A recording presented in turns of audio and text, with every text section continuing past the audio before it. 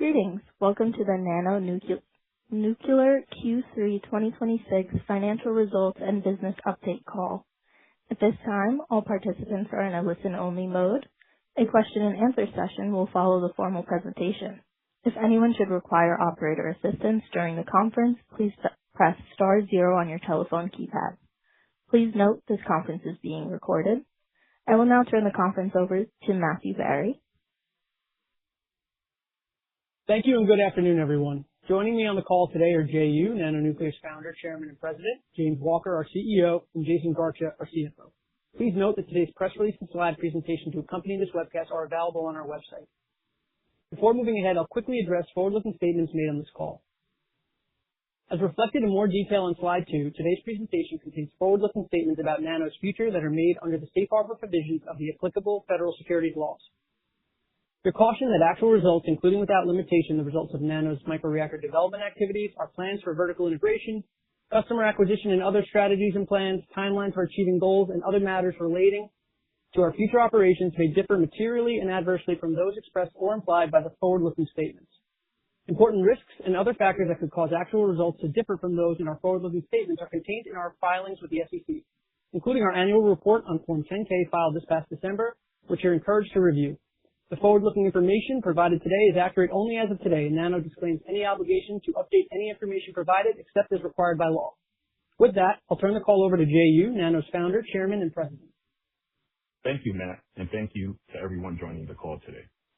I'd like to begin the call by reminding investors what differentiates NANO Nuclear and why we believe we're well positioned to capture value in the advanced nuclear industry. We've intentionally built our strategy around 6 factors we believe will determine commercial success at scale. First is our technology. KRONOS is built upon high-temperature gas-cooled reactor technology, which has been demonstrated through decades of global deployments. The TRISO fuel used by KRONOS also benefits from extensive qualification work under the U.S. DOE's AGR program, contributing to our confidence in building upon mature advanced reactor technology. At the same time, KRONOS's enhanced safety profile using helium as coolant and TRISO fuel positions it well for applications requiring co-location with customers, including AI data centers, industrial applications, military installations, and remote mining operations. The second is design maturity and fuel flexibility. KRONOS's high TRL is backed by substantial historic investment over a decade of development. Our confidence in KRONOS's design maturity is supported by the NRC's formal acceptance of the University of Illinois construction permit application for review, making NANO Nuclear the first commercially ready microreactor developer building a full-scale unit, and one of only a handful of Generation 4 advanced reactor developers to reach this stage. Our reactor is also designed to utilize LEU plus fuel that's commercially available today, while maintaining the flexibility to utilize HALEU in the future without redesign once HALEU is available and economically viable. Next is scalability. We believe success will be measured by the ability to manufacture a standardized design economically and at scale. KRONOS' small modular architect is intended to support standardized manufacturing and repeatable deployment. We expect this approach to provide one of the clearest pathways to benefit from new expedited licensing pathways, including Part 53 and proposed Part 57, shortened deployment schedules and economies of scale. Fourth is commercialization. Our first full-scale prototype development at the University of Illinois is advancing through formal NRC licensing with a clear pathway towards first power around 2030. Our commercial pipeline also continues to grow. We recently completed a feasibility study assessing the potential to deploy up to 1 gigawatt of power with von Rubon. And at the same time, we are advancing discussions with potential strategic collaborator and customer advancing planned gigawatt scale data centers in the U.S. and internationally. These discussions continue to progress, and we see a potential to soon reach an initial framework identifying NANO Nuclear as their preferred nuclear technology provider. In parallel, we're exploring strategic alignment mechanisms, which could would include milestone-based investments tied to defined commercial and project development milestones we believe would drive meaningful value for shareholders. This proposed structure is designed to align long-term interests and incentivize our joint success. Separately, we are advancing discussions with nuclear power project developer and an AI infrastructure company to jointly evaluate several projects. And lastly, we're also seeing strong interest from earlier stage discussions with potential defense, mining, and industrial customers. We believe these opportunities provide visibility into multiple gigawatts of potential commercial deployments. Next is vertical integration. We believe one of the greatest challenges facing advanced nuclear industry over the coming decade will be execution across a broader nuclear fuel cycle, which is why we're strategically focused on expanding our capabilities in that area. Our recently announced acquisition of Secure Transportation Services, or STS, has accelerated our progress by providing the ability to transport nuclear fuel and spent fuel. Our team has already identified opportunities to leverage STS's specialized expertise to de-risk Kronos' advancement and our expansion across the fuel cycle. Equally as important, STS has demonstrated a history of profitability, and our team is excited for several significant opportunities to grow the business organically, as well as through an additional M&A opportunity currently under evaluation. We also continue to advance M&A and partnership discussions targeting fuel facility assets to further de-risk the nuclear fuel cycle. And lastly, execution requires both capital and the right team. We ended the quarter with approximately $580 million of liquidity, providing what we believe is one of the strongest balance sheets among advanced reactor developers. Our strong financial position provides the financial flexibility to advance our first deployment, while also pursuing strategic acquisitions and partnerships across the nuclear fuel cycle. Equally as important, we've assembled an experienced team from the DOE, the NRC, U.S. National Labs, the U.S. military, and advanced reactor developers. Our team has grown significantly over the past year, with our headcount increasing to 85 employees and contractors as of the end of our third quarter, from 31 1 year prior, and we have expectations for significant growth. We believe this combination of technology, financial strength, and industry experience has built one of the industry's strongest foundations for long-term value creation. Our team looks forward to additional progress and remains excited for both short and long-term opportunities to create further value for shareholders. With that, I'll turn over the call to our CEO, James Walker, who will provide additional details on our progress and recent developments. Thank you, Jay. NANO Nuclear has established a strong foundation within the advanced nuclear industry, and we continued converting that foundation into tangible execution during the third quarter. In May, the NRC formally accepted for review the construction permit application for the deployment of the Kronos MMR at the University of Illinois, Urbana-Champaign, initiating formal review activities. The NRC subsequently announced its expectation to complete its environmental assessment in Q1 2027 and its safety evaluation in Q3 2027. These projected milestones remain consistent with our expectation for the review process to complete in 2027, providing the opportunity to begin initial construction activities in the second half of 2027. In parallel, we're advancing several critical engineering work streams. We recently announced progress with an engineering collaboration with Fortil, an internationally recognized engineering and consulting firm, to advance Kronos' fuel handling and storage system. This system is an important element of both our first deployment and our broader commercialization of the platform. We're also advancing an engineering collaboration with another globally recognized engineering firm to advance Kronos' primary helium circulator. This firm has decades of experience supporting gas-cooled nuclear reactor programs, and this collaboration has now advanced into the detailed design phase. Together, these advancements reflect progress across several critical path work streams. They are helping us mature key reactor subsystems, reduce first-of-a-kind execution risk, and establish repeatable designs for future standardized commercial deployments. Another significant area of progress during the quarter was the continued expansion of our vertically integrated nuclear platform. As Jay highlighted, we completed the acquisition of STS in May. STS is a globally operating nuclear logistics, transportation, and services company with a history of profitability.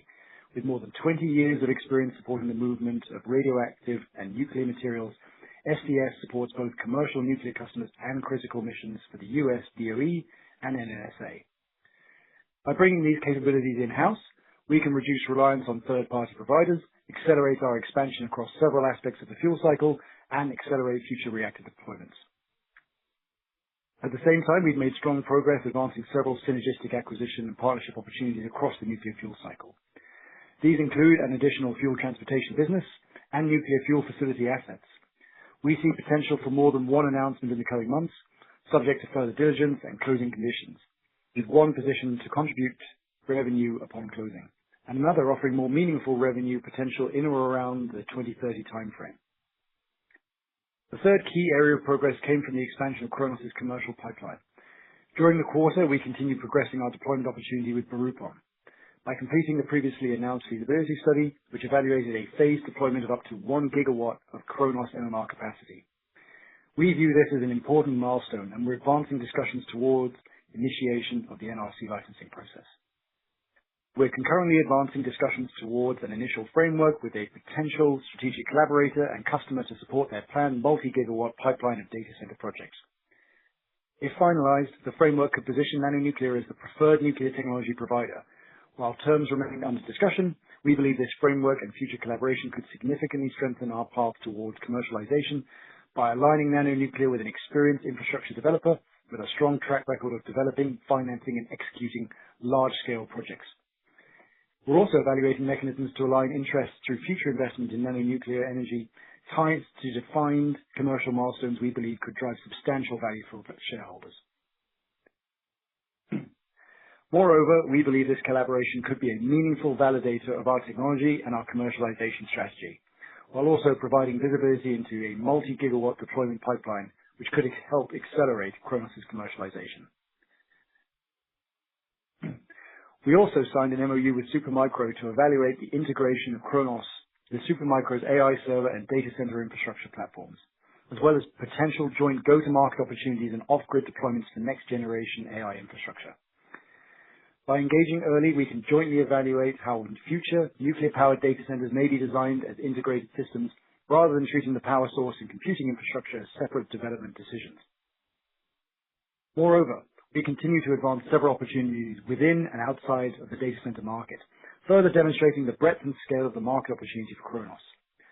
To this end, we were recently selected for an SBIR Phase 1 award by AFWERX, the innovation arm of the Department of the Air Force, to advance the Kronos MMR for the U.S. Air Force. The latest award further expands our opportunity set with the Department of the Air Force, following the company's previously announced direct Phase 2 SBIR award for Joint Base Anacostia Bowling, which continues to progress on schedule. We recently submitted our fourth contract line item deliverable, with the remaining 4 deliverables expected to be completed over the next 12 to 18 months.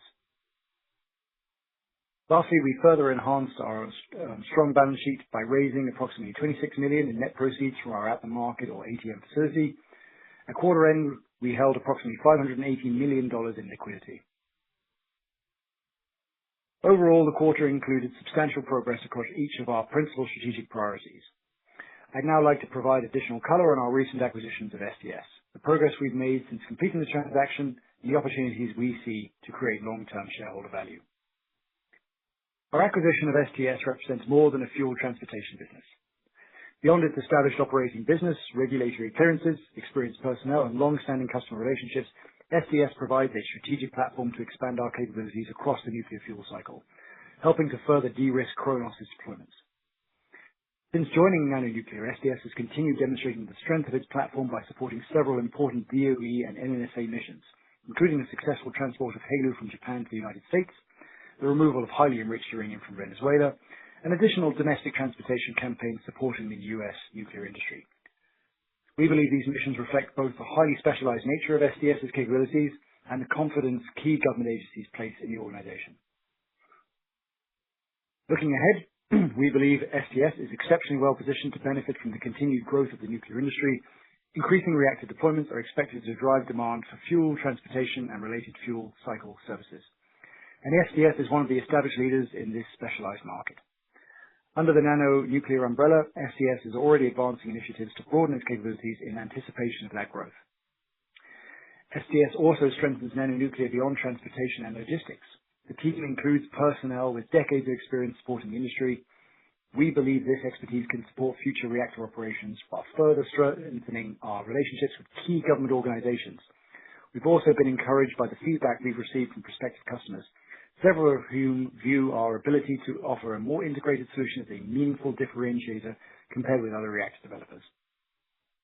STS provides a successful standalone operating business we expect will continue generating a solid base of revenue while offering multiple avenues for significant organic growth. At the same time, we're already evaluating a complementary acquisition we believe could meaningfully expand STS's capabilities, geographic footprint, and revenue base. We look forward to sharing updates on our progress in the coming quarters. And with that, I'll hand over the call to our CFO, Jason, to discuss the financial highlights. Thank you, James. I'll now provide a brief overview of our financial performance for the third quarter and year-to-date period. Our acquisition of STS provides NANO Nuclear with a revenue-generating fuel transportation business with a demonstrated history of profitability. STS generated approximately $3.9 million of unaudited revenue during the first 6 months of calendar year 2026, including $200,000 from the May 22nd closing of the transaction through June 30th. Operating expenses totaled $15.9 million, driven by higher G&A and R&D expenses as we continue to advance Kronos development, progress Kronos through the formal NRC licensing process, advance activities at the U of I, and expand capabilities across the nuclear fuel cycle. As expected, operating expenses increased versus the prior year period as we scale our engineering, regulatory, commercial, and fuel cycle work streams. Our Q3 net loss was $10.1 million compared to $7.6 million in the prior year quarter. The increase reflects higher OPEX, partially offset by higher interest income driven by our larger liquidity position. Year-to-date net loss totaled $25.8 million, an improvement versus the $32 million in the prior year period, benefiting from substantially higher interest income and lower equity-based compensation. Year-to-date net cash used in operating activities was $18.7 million, primarily reflecting the year-to-date net loss, partially offset by non-cash equity-based compensation. Year-to-date net cash used in investing activities was $297.6 million, driven by our approximate $281 million purchase of short-term investments, approximately $10 million in plant, property, and equipment additions, and approximately $6 million related to the STS acquisition. At quarter end, we held $580 million in liquidity, an increase of roughly $11 million from the prior quarter. This increase reflects approximately $26 million in net proceeds from our ATM program, partially offset by capital deployed to advance Kronos development, NRC licensing activities, and broader fuel cycle initiatives. We believe our balance sheet is among the strongest in the advanced nuclear energy sector, providing a clear competitive advantage as we progress toward our first-of-kind deployment. Our strong financial position could be further enhanced by several non-dilutive funding opportunities for the U of I project, which we believe could meaningfully reduce the capital required. Taken together, this liquidity profile not only positions us well to advance our first-of-kind prototype, but also provides the flexibility to pursue value-accretive acquisitions across the fuel cycle while continuing to advance Kronos towards commercialization. We will continue to deploy capital strategically to de-risk Kronos development and commercialization, and prudently in line with prior successful value-accretive investments, such as the acquisition of the Kronos MMR assets and STS. Overall, we remain confident that our financial strength positions us exceptionally well to execute on our growth strategy. With that, I'll turn the call over to the operator for Q&A. Thank you. We will now be conducting a question and answer session. To ask a question, please press star 1 on your telephone keypad.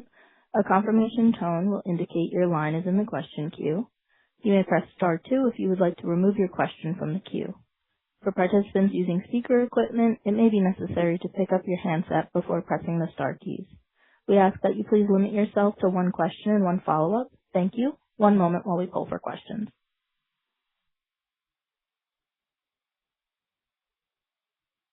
Our first question comes from Samir Joshi with H.C. Wainwright. Please proceed with your question. Hey, good afternoon, James, Jay, Jason, and Matt. Congratulations on the progress. The CPA acceptance was a real achievement, and the STS acquisition also fits nicely in your strategy. So my first question is about just as the regulatory process goes through with the safety evaluation and environmental assessment. On the other side, you said you're working with Fortil and another engineering firm. Are there any long lead items that you might need to order now to start construction in the second half of 2027? So the initial construction, fortunately, focuses more on things like the installation of the citadel. So if you think about a big subterranean concrete structure for which the reactor will sit in, like for instance, technically right at the start of the construction period, we don't need any reactor-related components. That doesn't mean we haven't started sourcing them already and we're into vendor negotiations with regard to costs and delivery schedules and all that. But the initial construction isn't waiting on those. Once we get the approval and the turnaround from the NRC, the federal regulator, we'll proceed straight away with the ground excavation, followed by concrete pouring and steel installation for that portion of the project that will house the nuclear reactor. The other parts of the actual system, the Kronos system overall, include the thermal energy storage system, which is the solar salt, so the thing that acts as like a battery, and the adjacent plant, which converts that thermal output to electric. Now, none of that is nuclear at all, and a lot of those components are very standard. So you're thinking turbine systems, solar salt, those don't even need to wait for NRC approval. We can get constructing on those straight away, and those are more off-the-shelf components. So there's a lot we can do even before we procure components. But we do want to, by the time we get the approval next year, be in a position where we know where everything is coming from, the costs of everything, and we have everything lined out in terms of the pathway to the full build out of the reactor system. That is reassuring and good to know. My next question is about the acquisitions you spoke about. Of course, STS is in the bag. You spoke about the adjacent acquisition and maybe another one. Have you allocated any budget, particular amount, dollar amount that you want to spend during 2026, or you are more likely to be opportunistic and strategic about this? So it's not that there's a ceiling on the limit to which we're about to spend on acquisitions, but we are very capital conscious. And I think that's important because we don't want to go after big acquisitions that are in the order of like hundreds of millions of dollars. Even if it was to acquire big revenue generating businesses for NANO internally. The focus has always largely been on acquisitions that provide us that in-house capability that will facilitate the rollout of our reactor systems. And a lot of the time, all that means is acquiring small companies. And so, for instance, even with STS, I think the initial payments as part of that acquisition were only in the region of about $7 million, with some future payments for retention allowances factored in. But that's kind of emblematic of the other acquisitions that we're considering at the moment. They are small scale. It's to bring in-house capabilities to us. The only contradiction to that might be a fuel facility that we are looking at. But again, that fuel facility, there's no acquisition cost exactly. Our equity position in that would be earned through investment into the completion of that facility. So it does need to all be very strategic, and all of these acquisitions are of course to facilitate the rollout, the mass rollout of the reactor systems. But we don't want to spend big money on acquisitions.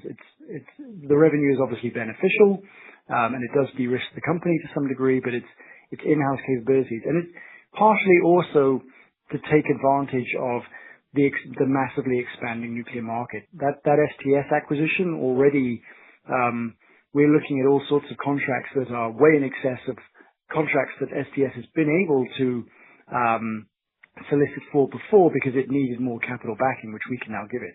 So there's the expansion potential that exists for these small entities. But succinctly to the question, no, we're not looking to have big outlays for big acquisitions.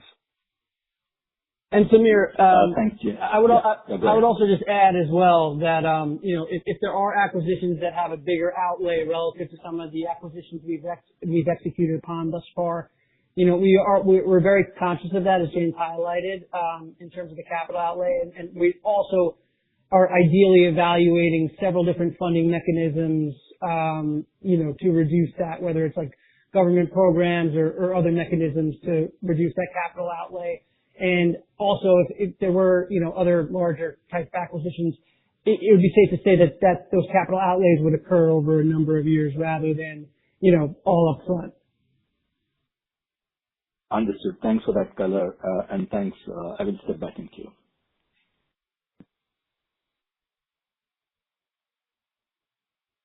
Thank you. Our next question comes from Craig Irwin with Roth Capital Partners. Please proceed with your question. Good evening, and thank you for taking my questions. So I wanted to ask about the project outlook, right? So your prepared remarks make it very clear the UIUC project is on track, construction start by the end of next year.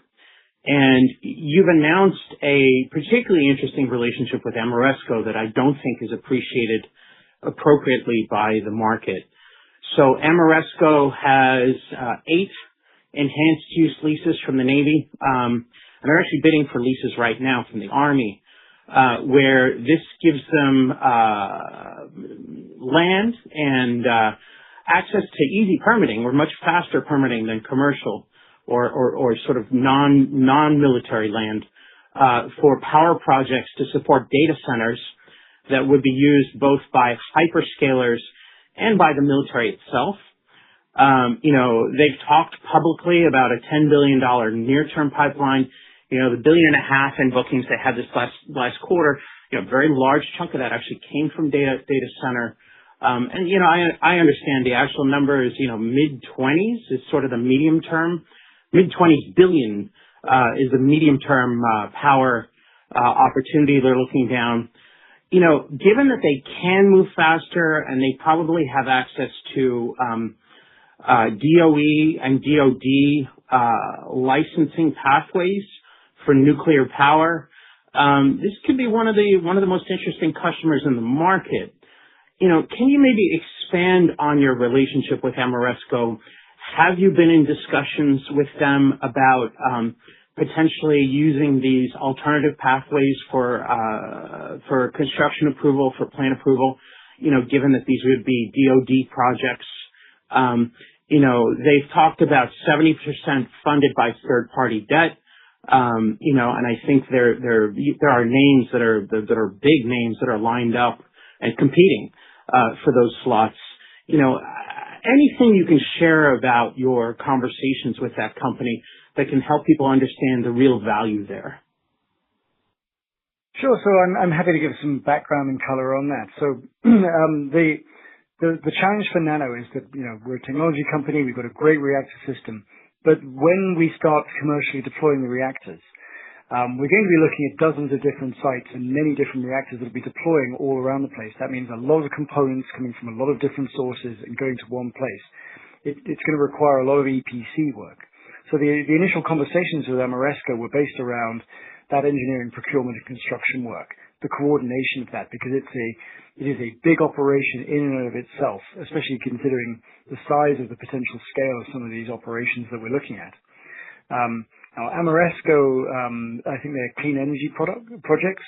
When they're looking at things like DOD, it's almost similar to how we're dealing with the Air Force and our Air Force contracts.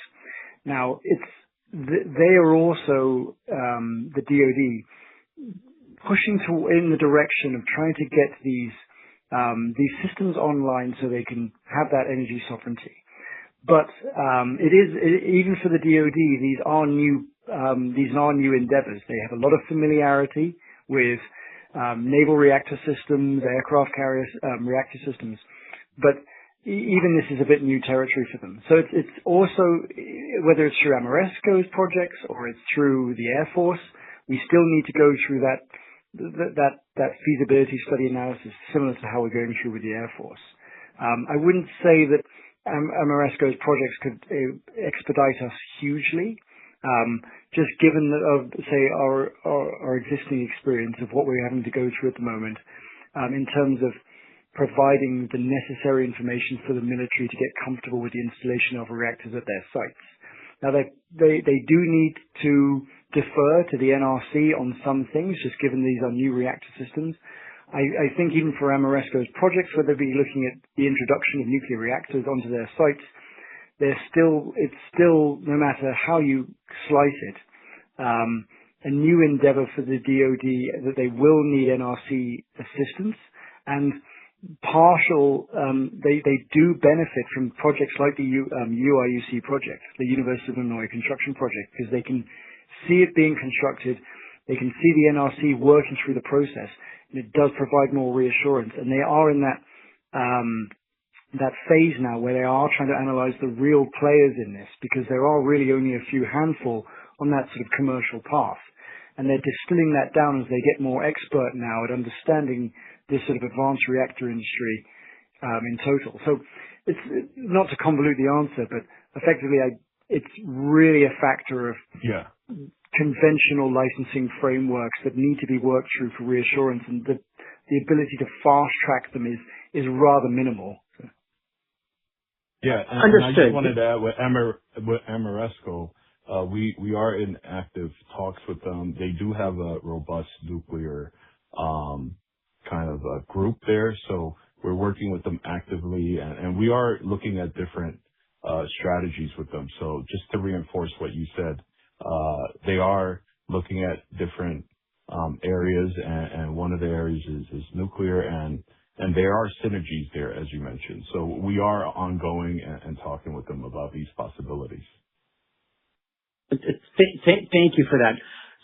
So my second question is about Deoxitech, right? So there's been public coverage out there that NANO Nuclear proposed a $230 million investment structured in 2 phases. I think it's fairly obvious that didn't come from you, but it is out there in the public domain. So maybe that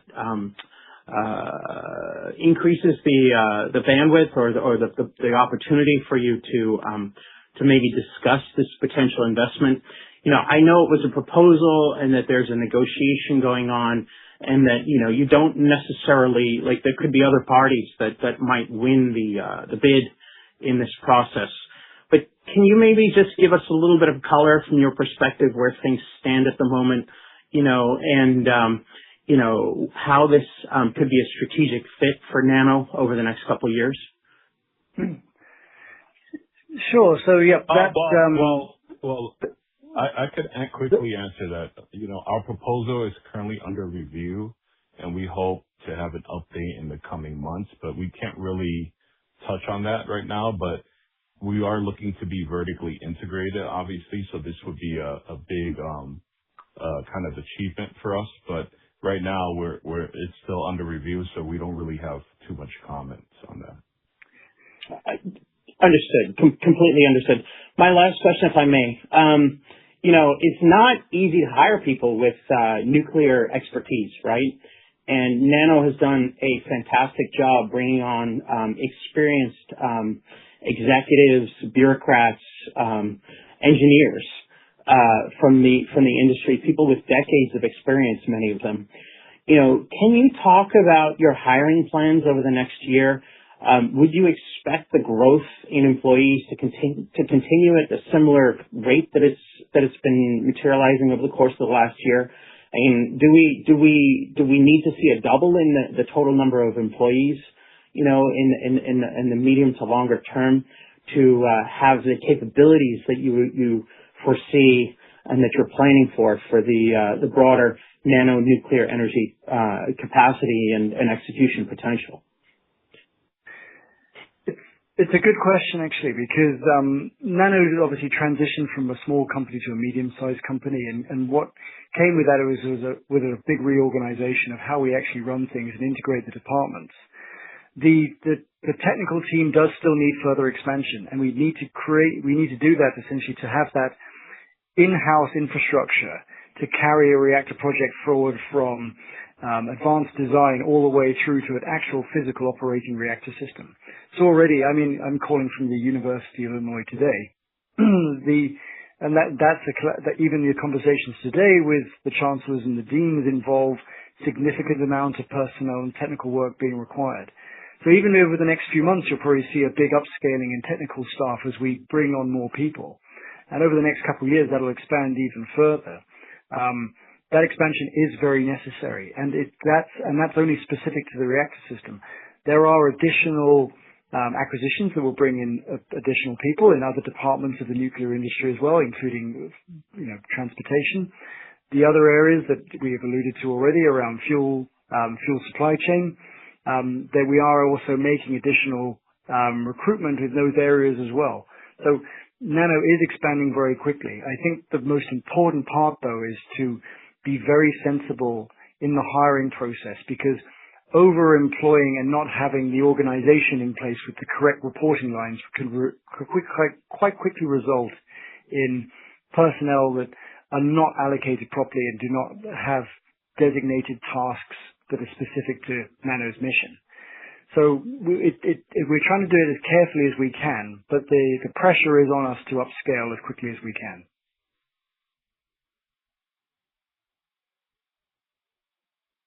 Thank you. Our next question comes from Nate Pendleton with Texas Capital Bank. Please proceed with your question. Good afternoon, and thanks for taking my questions.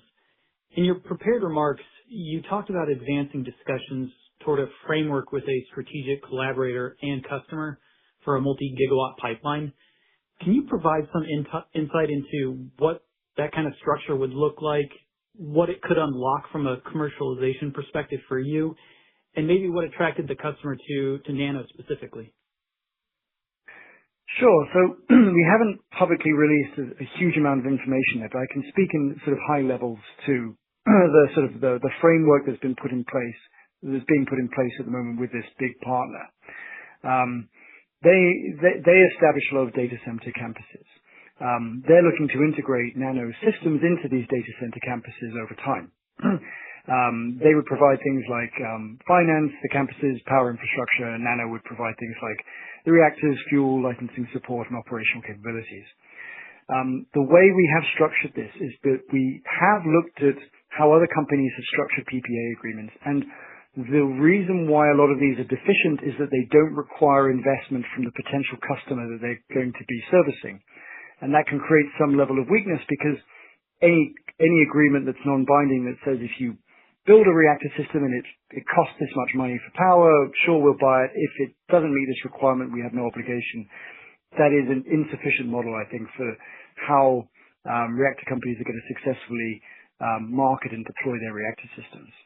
So the way we are structuring this is that the partner in this question will have an ability to receive equity grants and warrants in Nano, but also give them the ability to invest tens of millions, if not $100 million into Nano as part of like a development and reactor purchase as development and reactor purchase milestones are achieved.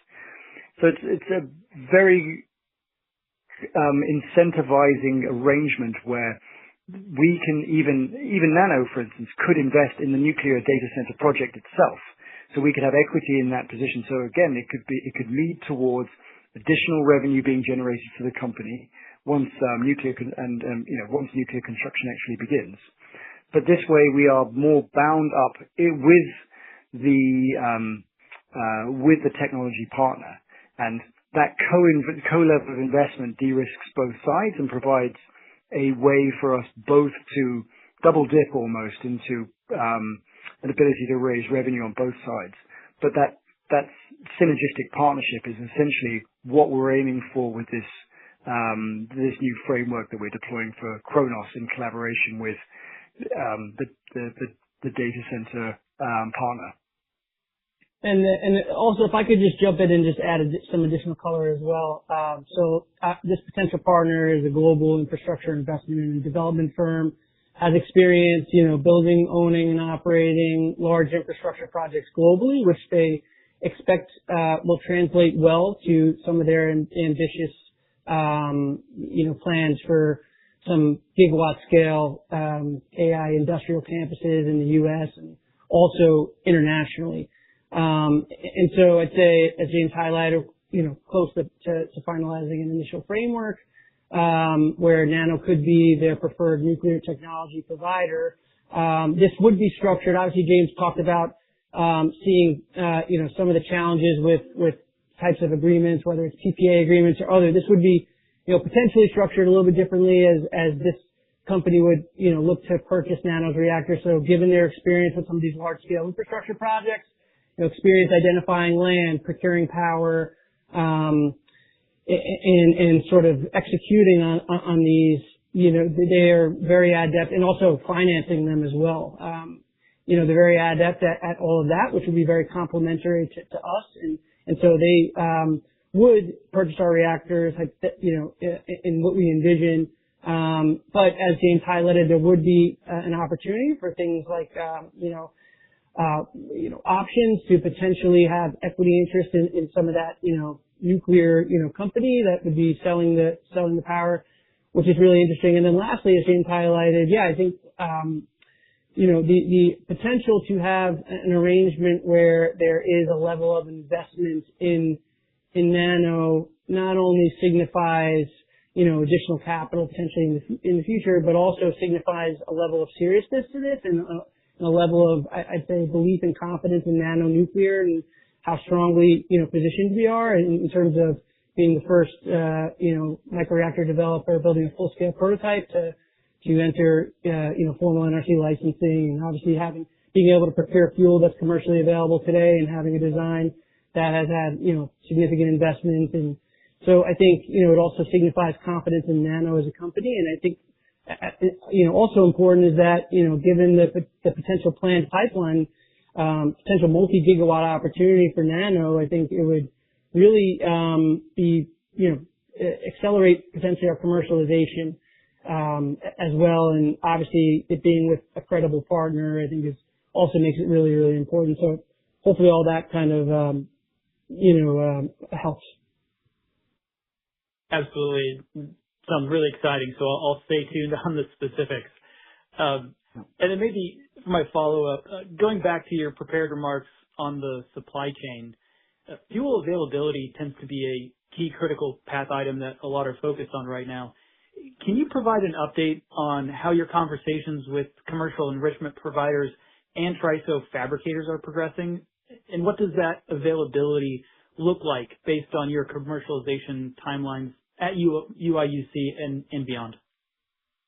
This is, I think, an intrinsically important question for every reactor company at the moment. And look, the conversations with enrichment and fabricators are very different conversations. But on the enrichment front, I think the big advantage we have over most of our competitors is the fact that we can use low-enriched uranium. So fuel that can actually be manufactured today. Companies like Urenco, we've already started conversations with them about them being able to provide us the enrichment that we would need for the mass rollout of systems. So that's obviously different from the University of Illinois project, where we're obviously sourcing the fuel that's necessary for that first of a kind initial reactor system. There are a number of fabricators on that side that I'll discuss in just a second. But the enrichment part fortunately plays into our favor. Now, when HALEU is available, and there are a number of companies that we are already speaking with, groups like Centrus, that do intend to make HALEU fuel, we will take that fuel and we will be able to refuel our reactors without modification with that HALEU fuel that will allow for longer periods between refueling. But the advantage is we want to get to market soon. We want to get to market sooner, and the ability to actually utilize enrichment companies that don't need any site amendment, license amendment to make our fuel is a big one. So those conversations, thankfully, they've been very positive. The capacity exists to do that. And the other reactor companies that are looking at utilizing HALEU, they're not having those conversations with existing enrichment companies because they would not be able to source their type of fuel from them. Now, on the fabrication side of things, the interesting part of this is that there are emerging players in this market. So everyone's probably familiar with BWXT. They've already been manufacturing TRISO for many years. They are looking now for a commercial arm of that venture where they would establish a Cat 2 site, principally because their Cat 1 site creates far too many overheads to make a competitive product.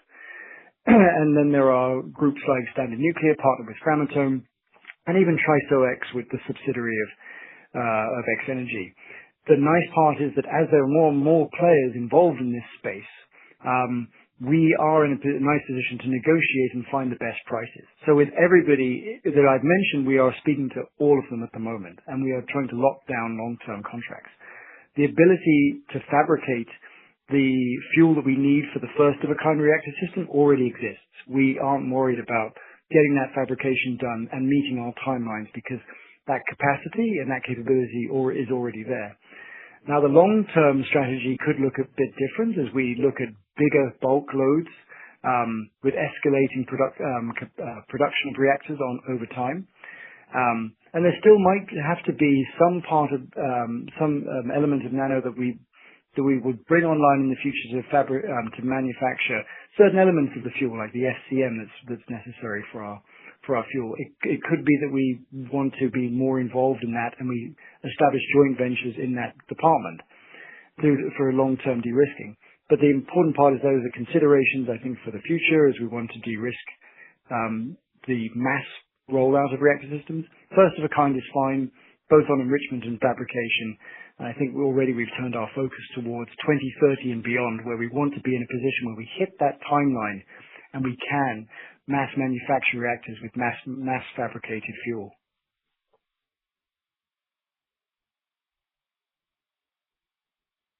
Thank you. Our next question comes from Craig Shear with Tuohy Brothers. Please proceed with your question. Good afternoon. Thanks for taking the questions. So in a pure SMR industry earnings call, an argument was made that most deployment opportunities that take advantage of both the power and thermal applications can utilize 400 to 450 degree fast reactor technology as readily as high temperature gas cooled reactors, and that HTGRs are only uniquely optimally suited for perhaps niche applications. Now, we've kind of made a bigger deal about the HTGR differentiation, though, noting X Energy's most advanced deployment is with Dow, and that NNE in particular has a great many opportunities from Korea to the Middle East to those remote off-grid cold weather Canadian markets, whether they be communities or mining operations.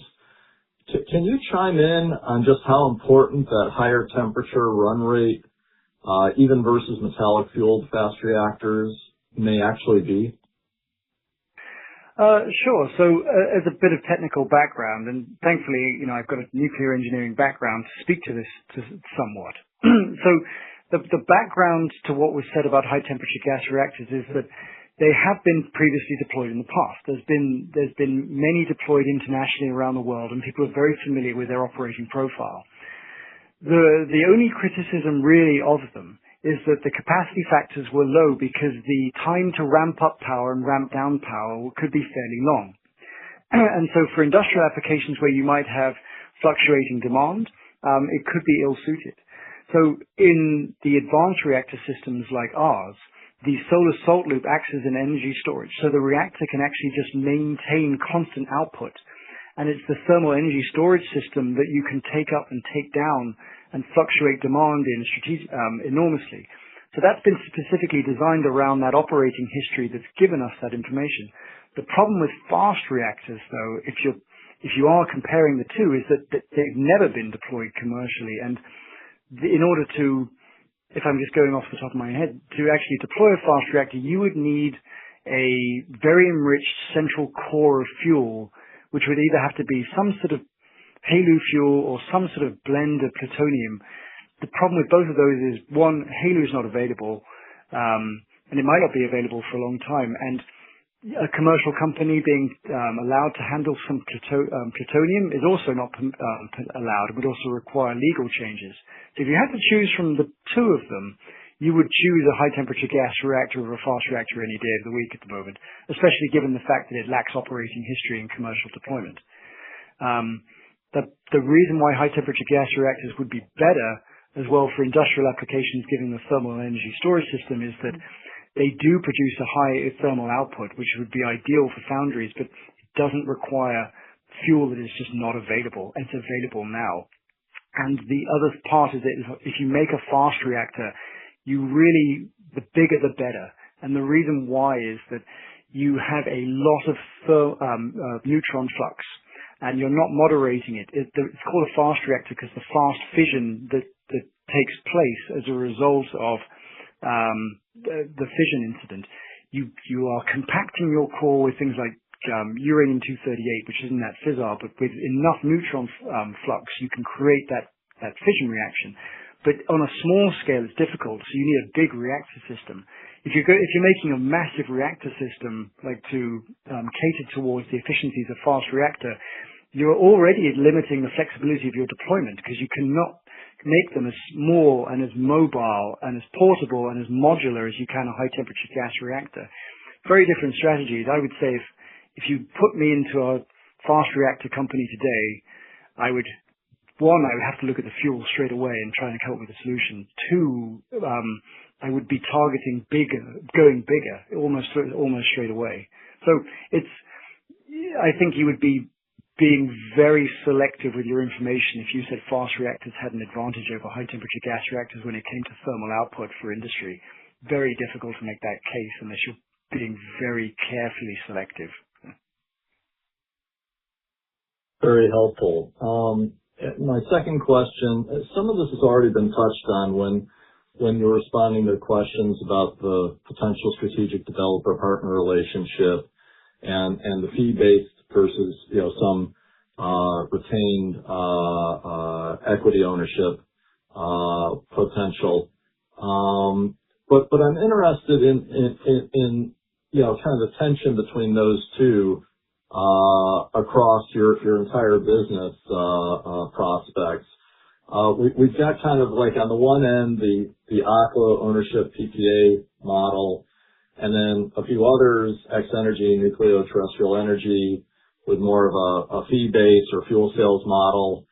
Now I realize you're open to both, and that probably the fee-based approach may ultimately comprise the lion's share of deployments.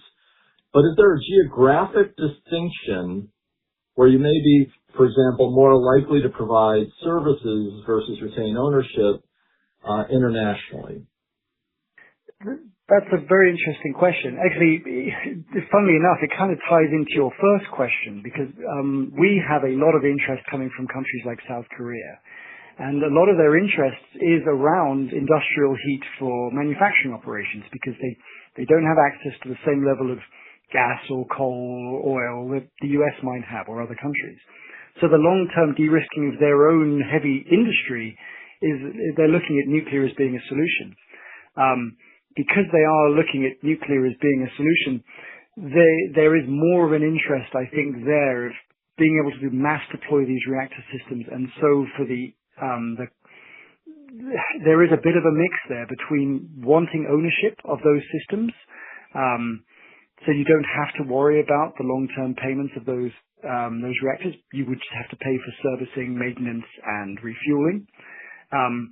I would still say that is a minority, even compared to just paying a monthly or quarterly agreed contractual price for the power, because a lot of these industries, even though they are heavy industries trying to de-risk their long-term security, they still are not as interested in owning and operating a reactor and being responsible for it. They are still happy to put in capital investment into these projects, but they ultimately want the responsibility to sit with somebody else, but they just want that long-term de-risking power to come in.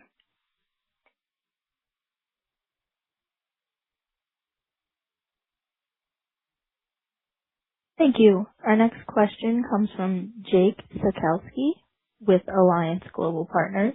Please proceed with your question. Hi, guys. Thanks for taking the question. Just circling back to STS and the $7 million or so in revenue last year, can you provide any color on how we should think about this heading into 2027? I'm just wondering if you have plans to scale the business in the near term here, or is it better viewed as a complementary business to secure fuel transport? So it is both. Like we were always very commercially focused as a company. Like even from inception, we were looking at how we really get reactors out there. It became very clear that it's a very specialized industry, and the ability to move yellow cake to a conversion facility, uranium hexafluoride to enrichment, enriched uranium hexafluoride to deconversion, deconverted fuel to fabricated fuel to a reactor. Every single component of that requires some level of transportation capability. And when we realized that there were very few players in this space, and that as the advanced reactors advanced towards deployment of the reactor systems, that would be squeezed substantially, we realized we had to go after a transportation capability to have that ability in-house so we didn't get stuck at that juncture. Now, the advantage here is that because it is going to be a big growth area, we can grow that business very substantially. And look, STS is an incredibly expert company, but they have more experience in the back end of the fuel cycle. We are looking at acquisitions at the front end of the fuel cycle to complement what they do and give us a more holistic business that can do everything in the nuclear industry. One, for us internally, but two, also it taps into that ability to grow that business very substantially, this decade before the reactors are actually even out. But yes, it did begin as a de-risking operation for the deployment of reactor systems, but we see the massive potential for business to be generated through the growth of that industry. Okay, that's helpful. And just to follow up on M&A opportunities, realizing you can't speak to specifics, but can you maybe just touch in broad strokes on some of the areas of the supply chain you're honing in on and seeing the most opportunity from a vertical integration standpoint? Yep, absolutely. So I think Jay and I, when we were building the company up, we realized at a very early stage the fuel supply chain was going to be a major issue just because of lack of investment over the previous decades into bolstering that. And with more reactors coming online, that being squeezed even more. Because of that, we have made very strategic investments into things like Sameus Technologies, as an example, is a related transaction company. It does specialize in enrichment. It was old Cameco Tech, with very decent results in the 90s, that also got mothballed just because cheap Russian material was available.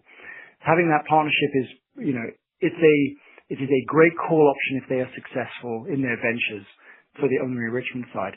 Either side of that, we are looking at both conversion and deconversion projects at the moment. One was referred to earlier on in this call today, but we want to solidify that and get those contracts into place and get that in-house capability to control certain parts of the fuel supply chain. Not just to de-risk our reactors, but it also is going to be a massive growth area for our own business over the coming years. And everyone's going to need fuel. No matter what kind of reactor you're going to put in place, everyone's going to need that fuel supply, whether you're a fast reactor, a molten salt, or a high-temperature gas reactor.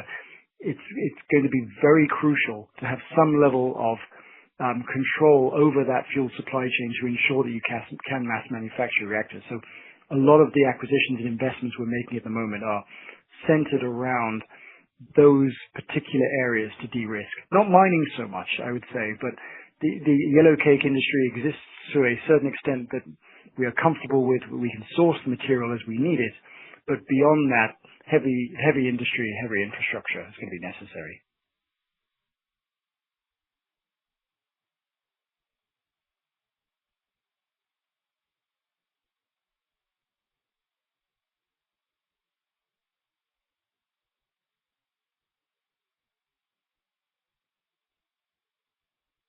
Thank you. Our next question comes from Jeff Gramp with the Northland Capital Markets. Please proceed with your question. Yes. In the prepared remarks, you mentioned some potential non-dilutive funding opportunities to potentially help finance the U of I deployment. I was just hoping to get a little bit more detail on what kind of opportunities, if there's any kind of ranges of quantum of capital that could be out there to help fund this. Thanks.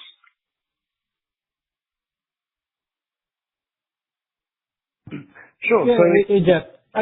Go ahead. Hey, Jeff, I can just chime in really quick. So I think there's a couple of different opportunities we're evaluating. Things like, investment tax credits. I think the U of I project's a pretty unique project in that we're building our first unit next to the Abbott power plant there. So there is potential not only for a base, 30% ITC for that project, but also potentially an extra 10%.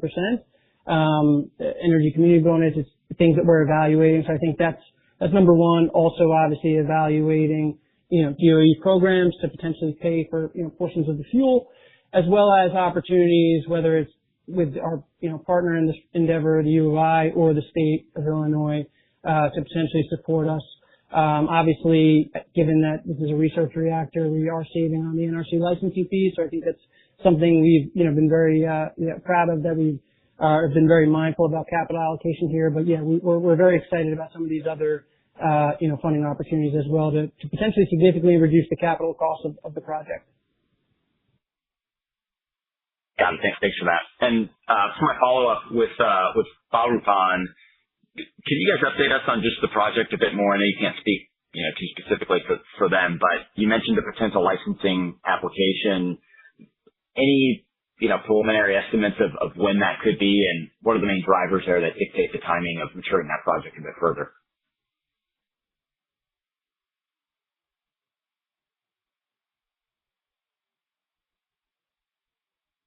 Hey, I'm sorry, Jeff. Can you repeat that? I apologize.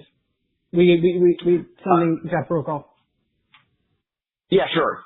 So the question was on Barupan and the potential licensing application that you guys referenced. Just wondering, if there's any preliminary estimates of the timing of when that project could be in a position to submit a licensing application, and what are the factors that dictate that potential timing? Sure. So James actually just, he got cut off, so I can quickly answer this. I'd say, obviously, we completed the feasibility study there. We're excited about the opportunity with Barupan and continuing to engage in discussions with them. As we said in the prepared remarks, evaluating the beginning of the licensing process, evaluating project timelines, working towards, early stage project development activities. At this point in time, we don't want to put a definitive timeline on any of this because discussions are ongoing, but we are obviously discussing initiation of the licensing process. I think, obviously, given where we are with the U of I project, we still have, a few years, and time is on our side, but obviously we would look to move as quickly as possible. So hopefully in the coming quarters, we'll have additional updates there.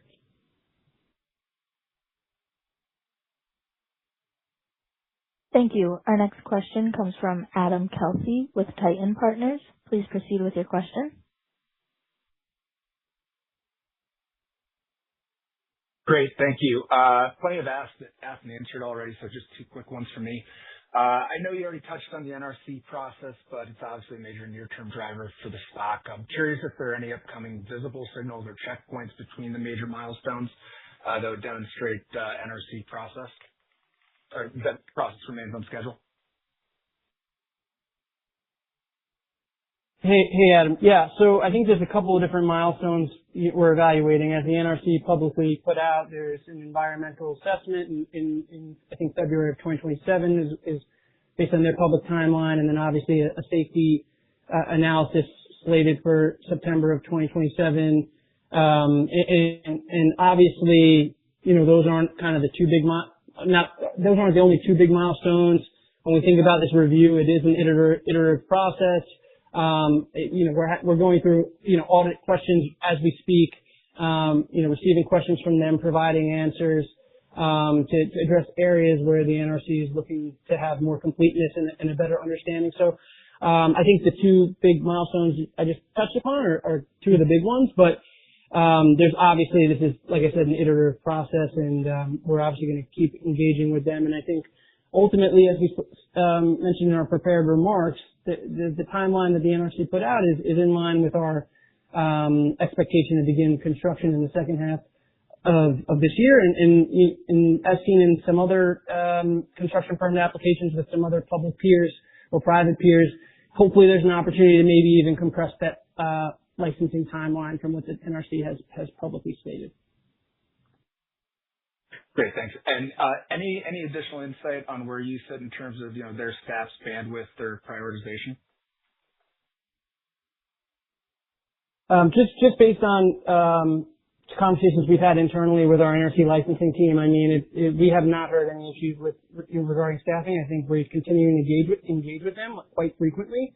And so I don't think we have yet to see any instances where staffing has prevented continued engagement with them. I mean, we've been engaging with them pretty actively since June, as I mentioned earlier, answering some of their audit questions and things like that. And we've actually been having ongoing weekly meetings with them and supplementing that with additional interactions as necessary to close any gaps that are identified. So, I think it's been pretty constructive dialogue with them thus far.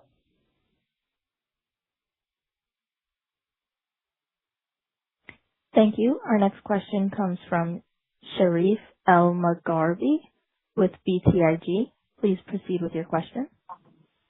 Hey, thanks, and good afternoon. First question, STS gels pretty nicely with some of the work you're already doing in fuel, and you've touched on how you might look to grow your fuel footprint. But when it comes to M&A and Kronos, how are you thinking about strategic opportunities that might help get Kronos built and commercialized? Sure. So, Sharif, obviously, when we think about commercialization of Kronos, there's many different aspects to that. I'd say the acquisition of STS, I think really importantly, adds a couple of key things. The team has decades of experience supporting the industry. They even have people who have experience operating reactors. So when we think about, having those capabilities in-house, and even think about, some projects that we have at this point, and we're looking to build, reduced scaled mock-ups of Kronos in our Oak Brook demonstration facility and are actually advancing plans there. Having this expertise in-house can support us in some of these endeavors, whether it's, obviously their experience operating, but some of these other endeavors. And then also, obviously, fuel is integral to deploying future commercial units, but obviously even our first of a kind unit and obviously evaluating DOE programs. I'd say STS has great relationships with not only national labs, but the DOE and the NNSA. And so we think some of those relationships as well could potentially benefit us. And lastly, obviously STS has experience not only handling spent fuel, but also, transporting fuel across the cycle. And so I think all of this experience can not only help us with future commercial deployments, but even just advancing development of Kronos, having this additional expertise in-house, can enable us in each of these areas, to support us in each of these areas. Thanks for that. And then a process question that would be helpful for my understanding, which might make it a James question. But if I start a Kronos reactor on conventional fuel and later switch to HALEU, is there any power plant retooling associated with that, or is that just a matter of dropping in the new fuel? So unfortunately, James got kicked off the call, but our understanding is, based on conversations with the technical team, that we really could just plug and play and remove the LEU plus fuel and replace it with HALEU fuel. Okay, super helpful. Thank you. We would not need a redesign. I think that's of the Kronos MMR design. So I think that's really, really important, is that we can do that without redesign, and really provides us the flexibility to not only use fuel that's commercially available today, but once HALEU is available and economically viable to use, we could basically plug and play. Yeah, it's good to hear. Thanks again. Thank you. Our next question comes from Christopher Souther with Truist. Please proceed with your question. Hey guys, thanks for taking my questions here.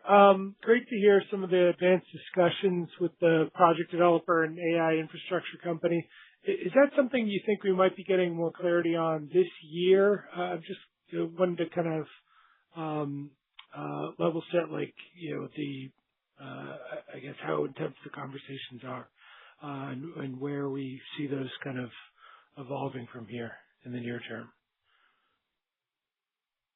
Yeah, appreciate the question, Chris. I think there's, two elements to this. Obviously, there's the opportunity with the potential strategic partner and data center developer for the planned, multi-gigawatt pipeline. I'd say we're excited about the potential and we've been advancing discussions with them. I'd say near term, the things to look out for would be, and obviously there's no way to guarantee timelines on any of this, but I'd say a near-term, potential framework agreement that outlines the potential relationship that we discussed.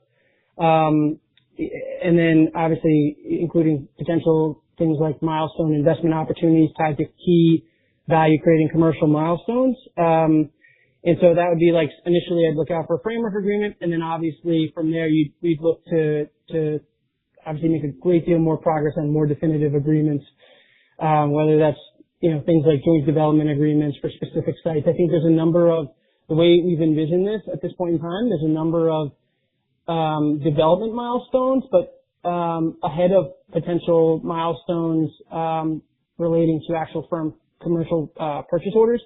So I think there's a number of development milestones, potentially, whether it's, like I said, joint development agreements, securing site, initiating the NRC licensing process, doing things like site characterization and drilling that can clearly demonstrate that there's a strong partnership and progress being made ahead of like firm purchase commitments and more definitive agreements. So I think that's the way to look at that one. And then separately, as we highlighted in our prepared remarks, we are evaluating potential opportunities with an AI infrastructure company as well as another nuclear project developer. And this potentially could be, us evaluating amongst the three parties joint opportunities, which I think, given that these two companies are pretty credible and have each bring their own unique experience in the space, it could be it's something that's pretty exciting. So I'd say keep out in the near term potentially for things like an LOI or things like that there, assuming we can continue to advance discussions. That's super helpful. And maybe just how should we think about you guys entering the NRC process, which and upcoming construction as catalysts for customers as they're looking for proof of execution and de-risking of future commercial developments. Are you seeing kind of increased inbound or credibility on your end around being able to kind of enter that process with a real project here that you're going to be starting construction basically a year from now? Yeah, Chris, I could tell you the answer is absolutely. We've gotten direct feedback after we submitted the construction permit application and it was accepted for review. We've gotten direct feedback from several potential customers for several opportunities that we're working on that they view NANO as being, very credible, just given by the fact that we're really the first, as we said earlier, microreactor developer building a full-scale commercial unit. Well, it's technically a research reactor, but it'll be a full-scale 15 megawatt electric unit. Just by that alone, given where we are in the licensing process, is viewed very favorably. And so we've gotten that feedback. And complementary to that, we've also gotten direct feedback regarding the acquisition of STS and having the in-house capabilities not only to transport the fuel, but also have a clear plan, for spent fuel and having people in-house who also have those capabilities. So yeah, it's something we're very excited about. We've already seen, I think, growing interest, whether it's from mining companies or even military-related opportunities. There's been specific mentioning of the fact that we're informal NRC licensing, and there appears to be clearly a direct path to a commercial license relating to, that a commercial license would be very easily achievable once the U of I project, we receive that operating license. So, I think we're very excited about our progress and some of these opportunities. Thank you. This now concludes our question and answer session. I would like to turn the floor back over to Jay for closing comments. I want to thank everyone again for joining us on today's call. We are very grateful for your continued support, and we have never been more excited for NANO Nuclear's future. We look forward to additional progress and updates in the coming quarters. Have a great evening.